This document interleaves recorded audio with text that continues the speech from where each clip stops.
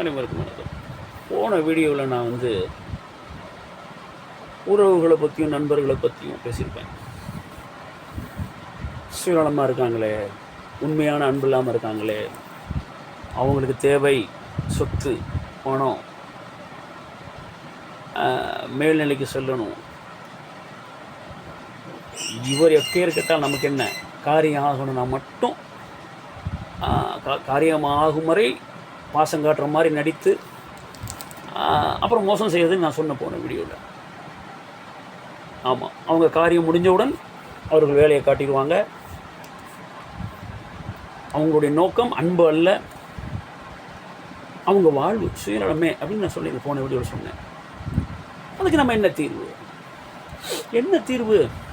நண்பன் அப்படின்னா ஒதுங்கி போயிடலாம், மன கஷ்டத்தோடு போயிடும்.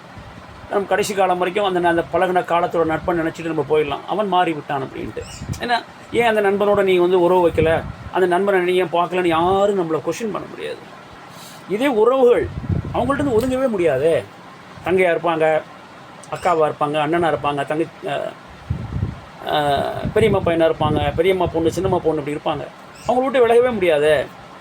கேட்பாங்களே, ஏன் உன் கூட பிறந்த தங்கை தம்பிகளை அக்கா அண்ணனை நீ பார்க்க மாட்டியா? நமக்கு வீண் பழி சேரும், உலகம் தூற்றும். ஆனால் அவர்களுடைய உண்மையான குணம் நமக்கு தான் தெரியும். அதனால் அவங்கள விட்டு விலகலான்னு போவோம், ஆனால் விலக முடியாது. ஆமாம், நமக்கு பாசம் இருக்குல்ல, நமக்குள்ளே ஓடுறது தான் அவங்களையும் ஓடுதே. நம்ம அப்பா அம்மா தான் நம்மளை உருவாக்குனாங்க. அந்த பாசத்தில் அவங்கள்ட்ட ரொம்ப ஒட்டவும் முடியாமல், விலகி ஓடவும் முடியாமல் பல கோடி மனிதர்கள் பாடுறது பார்த்தீங்களா? ஒட்ட முடியல நம்பி. அதாவது ஒரு ட்ரஸ்ட் இருக்கிற வரைக்கும் தான் எந்த ஒரு ரிலேஷன்ஷிப்புக்கும் ஒரு மரியாதை.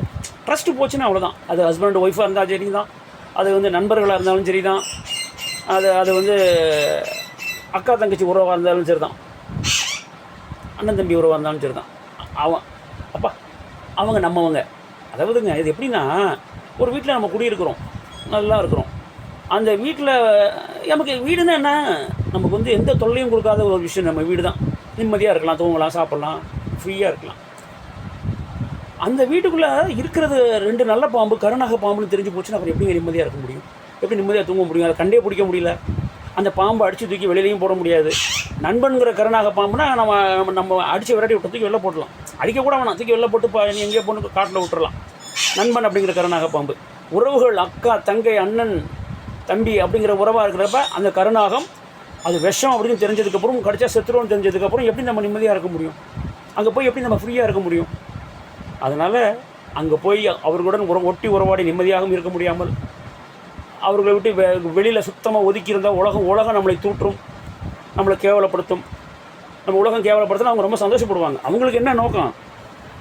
இவர் தான் மேலே போவார், இவர் தான் மேலே இருக்கணும், இது இருந்தால் எப்பயும் இருப்பார்னு வச்சுக்கோங்க. அதை தாண்டி நம்ம போயிடணுங்கிற வெறியில், அவனை மிஞ்சினுங்கிற போட்டியில், உறவுகளில் அண்ணன் தங்கை உறவுகள், அண்ணன் தம்பி உறவுகள் இன்றைக்கி அப்படி ஆகி போச்சே.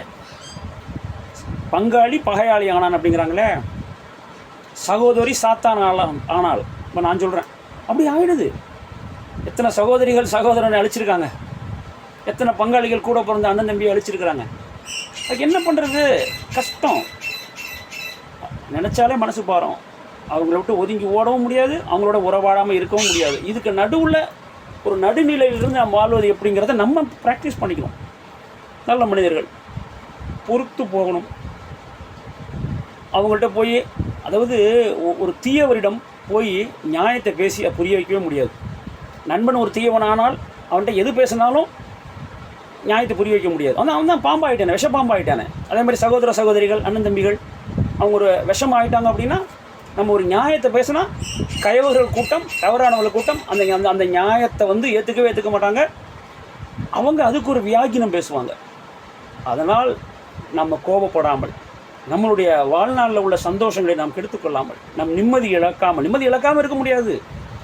வழி வந்த நம் தோன்றர்கள், நமக்கு அப்புறம் பிறந்த நம்முடைய உறவுகள், அண்ணன் தம்பி அக்கா தங்கச்சி உறவுகள், அவங்க இப்படி இருந்தால் எவன் நிம்மதியாக இருக்க முடியும்? அவனும் ஒருவேளை அயோக்கியனாக இருந்தால், அவன் வாழ்வை மட்டும் பார்த்துக்கிட்டு போகிற ஒருத்தனாக இருந்தால், அவன் இதை பற்றிலாம் கவலைப்பட மாட்டான். ஐயோ, இவங்க எல்லோரும் நம்ம உறவுகள்னு அவன் ஆரம்பத்திலேருந்து மனசில் ஒரு இதை வச்சான் பாருங்கள். அந்த அன்பை தூக்கி போட முடியாமல் படாத பாடு போடுவான் நல்ல மனுஷன். அந்த உறவுகளை நினச்சி சாகிற நிமிஷம் வரைக்கும் நான் நிறைய அனுபவப்பட்டிருக்கேன். எங்களுக்கு வேண்டியப்பட்ட சொந்தக்காரர் ஒருத்தர் கடைசியில் கேன்சர் இறக்க போகிறாரு. தம்பி வந்து பார்க்கவே இல்லை. ஆனால் அந்த தம்பி மேலே அவ்வளோ பாசம். அந்த மனுஷன் சாகுற ஒவ்வொரு நொடியும் அந்த தம்பியை பாத்திர முடியாது. தம்பி வரவே இல்லை. அந்த பக்கம் தான் வருவார். அவரை போய் உள்ள ஒரு நிமிஷம் தம்பி பார்த்தா அவர் சாக ரெடி. சொர்க்கத்துக்கே போன மாதிரி. சாகுறதுக்கு முடியே சொர்க்கத்துக்கு போக முடியுமா? இவர் சாகுறப்பே அவன் தம்பி வந்து பார்த்தா அதான் சொர்க்கம் அப்படின்னாரு. அவர் கடைசி வரைக்கும் பார்க்கல. இப்படி தான் உறவுகள் இருக்காங்க. அதனால் நாம் பக்குவப்பட்டு இதை நம்ம உள்ளே வச்சுக்கிட்டு கஷ்டப்படாமல் நம்ம அமைதியாக வாழ்வோம். அனைவரும் அடுத்த வீட்டில் சந்திப்போம்.